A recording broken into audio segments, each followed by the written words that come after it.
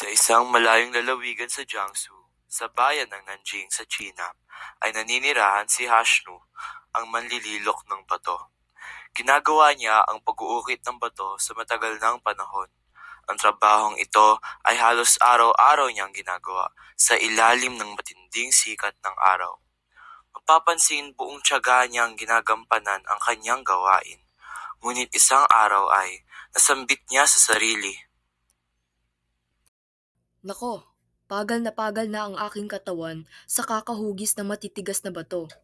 Sana ay mabuhay na lamang ang tao na hindi nahihirapang magtrabaho para hindi na magdala ng mga pait at maso rito araw-araw. Uupo na lamang ako at magpapahinga. Hindi na kailangan magdala ng maso paroot pa rito araw-araw sa kalsada. Tila nagdilang anghel naman si Hashnu sa kanyang sinabi. Parang isang panaginip ang naganap sa kanyang buhay. Nang nagkakagulo ang mga tao sa daang malapit sa kanyang inuukit, ay nakita niyang naroon kaagad sa dakong kanan ang mga sundalong ayos na ayos ang pananamit at may sandata na handang sumunod sa ipag-uutos ng hari. Sa kaliwa naman ay nakita niya ang mga tagusunod nitong gumagawa ng paraan para lamang mautusan ng hari. Habang nakatingin si Hashnu, naisip niyang maganda palang maging isang hari at magkaroon ng mga aalay na sundalo at mga tagasunod na nag-uunahan para mautusan. Agad may narinig siyang tinig. Magiging hari ka! Isang himala! Naging ganap na hari si Hashnu. Maligayang maligaya si Hashnu. Hindi na ako taga-ukit ng mga bato na nakaupo sa gilid ng daan na may hawak ng pait at mabigat na maso. Isa na akong hari na nakasuot ng baluti, helmet at nakasakay sa pagitan ng mga sundalo. At may tagusunod na pawang mapitagan sa akin. Mayabang siya sa paglakad, kaya't ang kanyang mga tauhan ay talagang gumagalang sa kanya.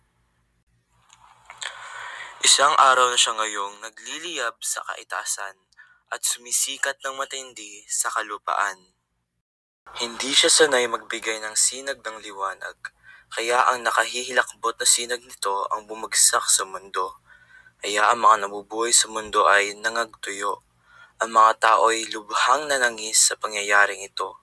Nagpatuloy pa rin sa kapangyarihan ng araw, hanggang sa mapansin niyang ang ulap pala ay maaaring kumulob sa pagitan ng araw at mundo.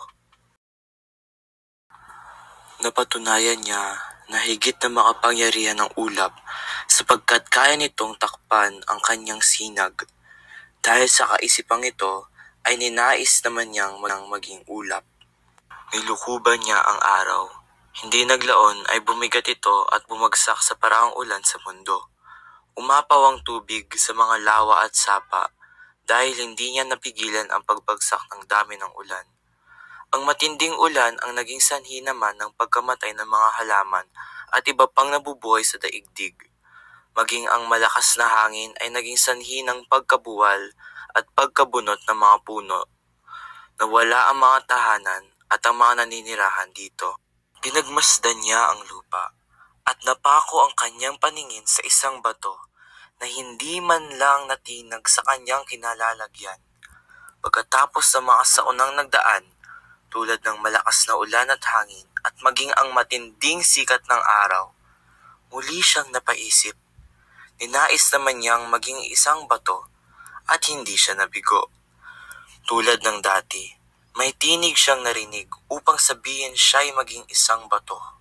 Nang siya ay bato na, narinig niyang muli ang tunog ng pait habang ipinupukpok sa kanya.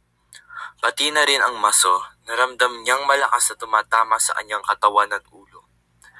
Nalaman niya ngayon na hindi nga siya natibag sa malakas na ulan at hangin. Subalit, siya ay nakayang hugisan ng anumang anyo ng isang manlililo. Nagmuni-muni siya. Natanto niyang walang ibang pinakamalakas kundi siya. Mulat sa katotohanan, muling humiling si Hashnu na ibalik siya sa pagiging manlililok. Kagyat siyang nanumbalik sa dating gawain at dating natagpuan niya ang sarili sa gilid ng kalye na nakaupo at nagsisimula na namang humugis ng iba't ibang anyo sa mga bato. Magmula noon, masaya nang nagtatrabaho ng buong husay si Hashnu. panatag ang kanyang kalooban araw-araw sa pagiging manlililok. Anumang gawain at kakayahang sa iyo ay itinalaga, paunlarin at pahalagahan ng talaga. Gamitin sa iyong buhay upang tagumpay manalasa. At doon nagwawakas ang kwento. Muli, ako si Zach Miranda, ang inyong tagapagsalaysay sa kwento ng Hashnu, ang manlililok ng bato. Maraming salamat sa pakikinig.